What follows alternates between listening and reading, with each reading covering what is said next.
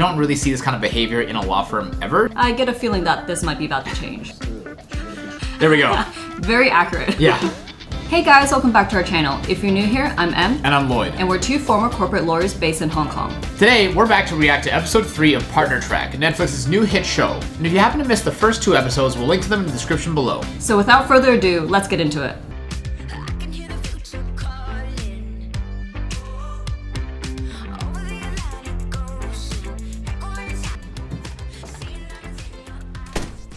She lives.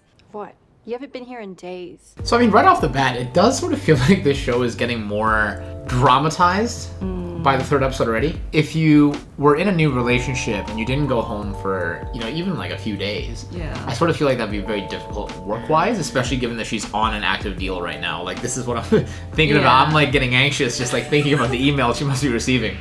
Yeah, I feel like so far the show hasn't been that unrealistic in terms of showing the time that Ingrid spends working versus not working, but I get a feeling that this might be about to change. I was here first. Respect your elders. Shit. Marty. Something's up with Suncorp. All right, it's your lucky day. Oh, really? You don't have to do that. Oh, thanks, boss. Cheers.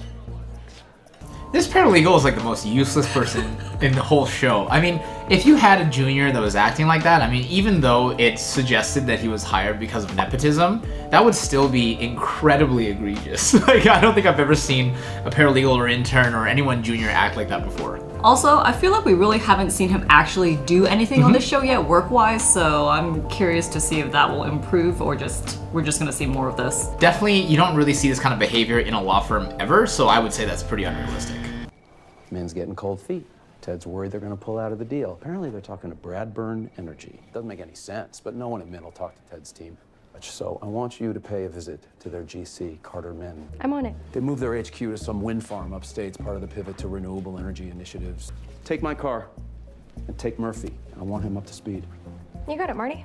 So one of the things I'm noticing here is that if they've already signed a term sheet and Min is now talking to a potential other buyer, that means that they didn't agree any exclusivity clause upon signing the term sheet. Usually, as the buyer's counsel, you would ask the other side for an exclusivity period within which they can't talk to any other people or at least not bring in any new potential buyers into the fold. As I mentioned in our reaction to the 1st episode, a term sheet only contains the high-level terms of a transaction, and a lot of negotiation still has to be done alongside the due diligence before the transaction actually completes. So as a buyer, you want that exclusivity period where you kind of know that you can spend money, time, and resources doing due diligence and pursuing negotiations, knowing that the seller won't just turn around and sell to somebody else.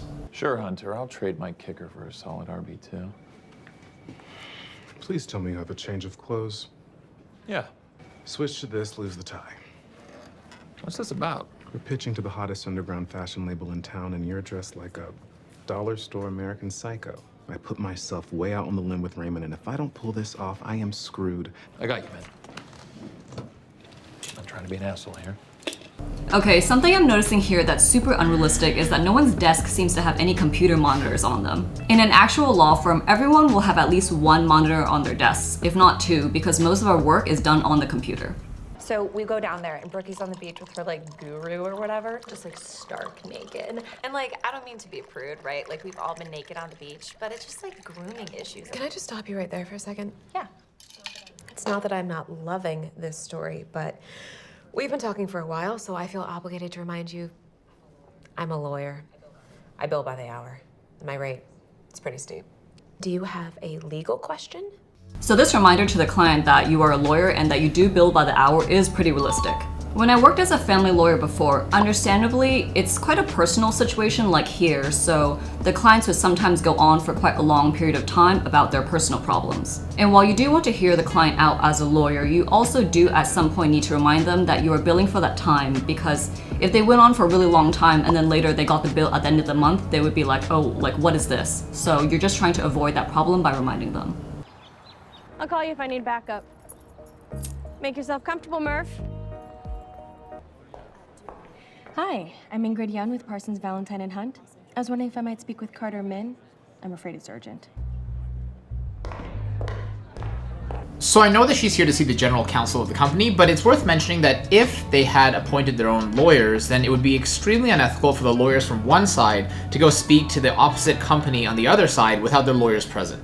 I actually experienced this a couple times in deals that I worked on where our client came to us and basically said, yeah, we had a call with the other side and their lawyers. And we were like, well, we weren't informed of this call. And usually as a courtesy and really as an obligation, you should let the other side's lawyers know as well. The reason for this is you don't want the other side's lawyers to make claims or make any statements that might induce your client to do something without you there to help them basically interpret it or determine what the best course of action is for your client. My ex-friend took some of my DJ equipment and won't give it back. Okay. Lead the way. To where? To wherever your equipment is. Let's go get your shit back, Wu Jay. My lawyer's here to sue your ass. Man, no takebacks, Wanda.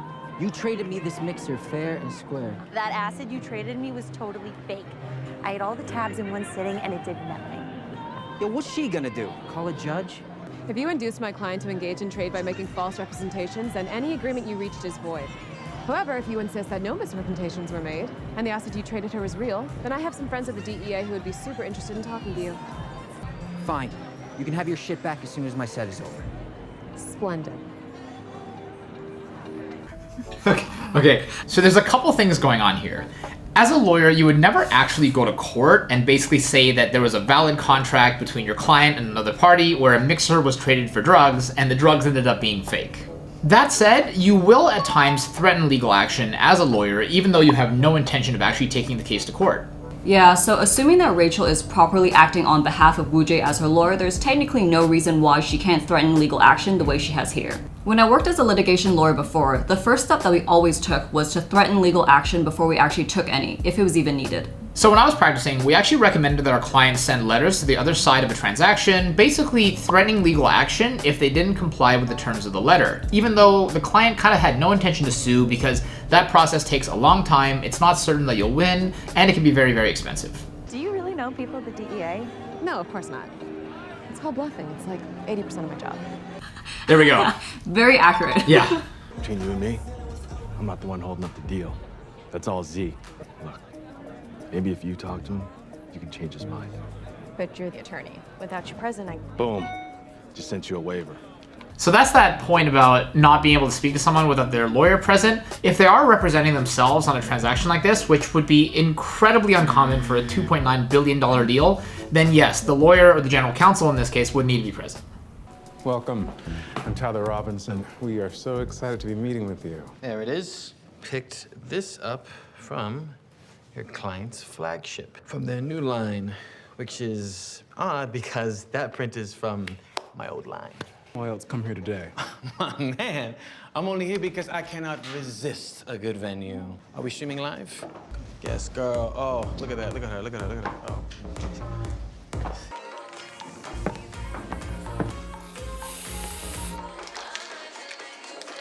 I'm suing the shit out of your client. Formal process to be served shortly.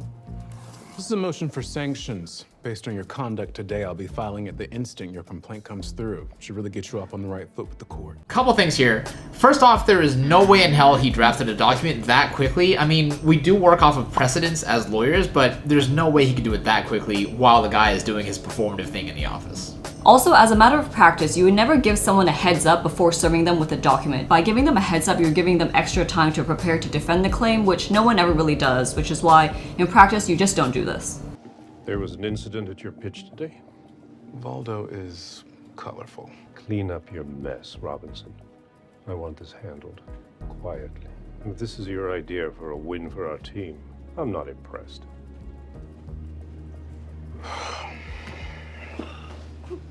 Raymond seems thrilled. Fun day? My acquisition strategy went down in flames. My boss screamed me out, and oh yeah, my client is a thief. Please tell me yours went way better. Well, I just spent the last 2 hours coordinating transpo for the frozen remains of a beloved theme park icon. Okay, wow, I have questions. Tell me over drinks. Our Valdo deal goes nuclear, and I'm left in the blast crater while Dan just glides off to his next thing. Want me to kill him? I'm not saying I've got it planned out already, but... Girl, don't tempt me.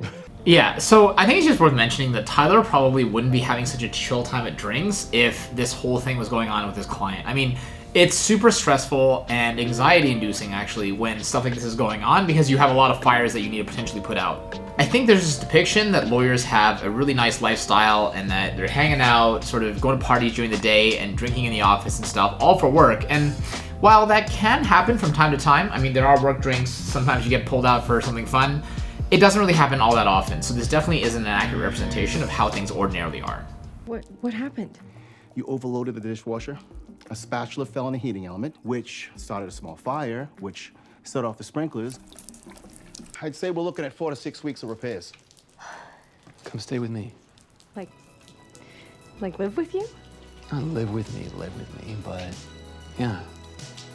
It's definitely more of a romantic drama now, more so than before, and Yeah. way less of a legal show. Yeah, noticeably compared to episodes 1 and 2. Yeah.